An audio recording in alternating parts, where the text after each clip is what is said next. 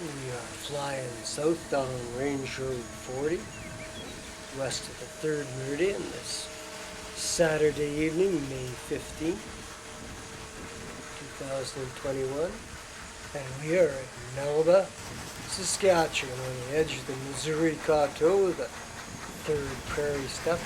This is the CPR's main line, next freight heading west. This is all stagnant ice rain in through here. Hummocky, potholes, lots of brown loams, gravels and sands, all churned up into piles by the glaciers eons ago.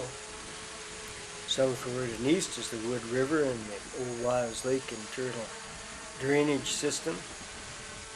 Looking eastward, since 1904, CPR's main line has followed the alignment on the right-hand side. Center screen is the old alignment, here since 1882. The two road beds diverge at Cairn about 25 miles east of here and come together at Saskatchewan. Looking northward along the front of the Missouri Coteau, that's Kettle Hut Lake up there. You can see in the Thunder Creek Valley. Thunder Creek sending its waters to the Hudson Bay. We are on a continental divide. Those little alkali rim lakes down there are potholes where chunks of glacial ice stagnated.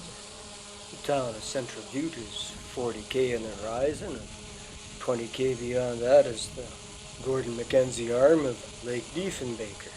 Saskatchewan is where the railway curves up there, and you can see where the old alignment joins with the new. Down there looking west. This is the Chaplin Plain, part of the mixed grasslands ecoregion, which stretches from here all the way down to the Gulf. There's Chaplin Lake, great salt lake, part of the Old Wives evaporative system. Yeah, close-up look at the crossing at Melba, and to look south down Range Road 40, west of the 3rd, over the hills, and beyond the Old Wives system is the Frenchman River Valley, which drains into the Missouri and down into the Gulf of Mexico.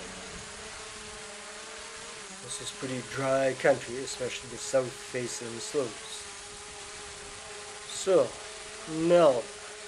In 1907, on this straight stretcher trackage CPR built a passing siding. Now you might recall, back at the end of the 19th century, the rage on the stage was Dame Nellie Melba, an Australian operatic soprano, who was just knocking them dead on the stages of New York and Paris and London. So, this is the story. Now, it so happens that the lady that was cooking for the crew that was laying in the siding had a really good singing voice, and the boys named her Melba, and this became her siding. There was only a siding here. There was no elevators. Bowie and Cosma, no station. E.T. Russell, however, says that the siding was created in 1912. It was originally called Walker. He says, quote, a small station, complete with operator, unquote, stood at mile 42 west of Moose Jaw.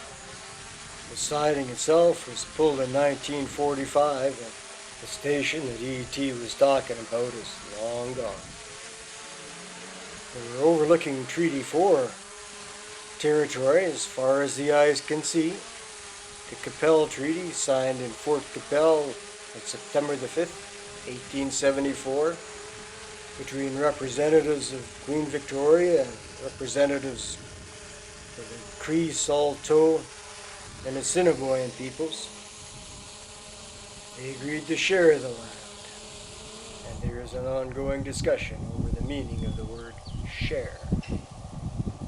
Interestingly, in his book Geographic Place Names of Saskatchewan, Bill Berry says that there was a post office named Melba, presumably in this region, and that, quote, a proof of strike dated December the 9th, 1913, exists, unquote.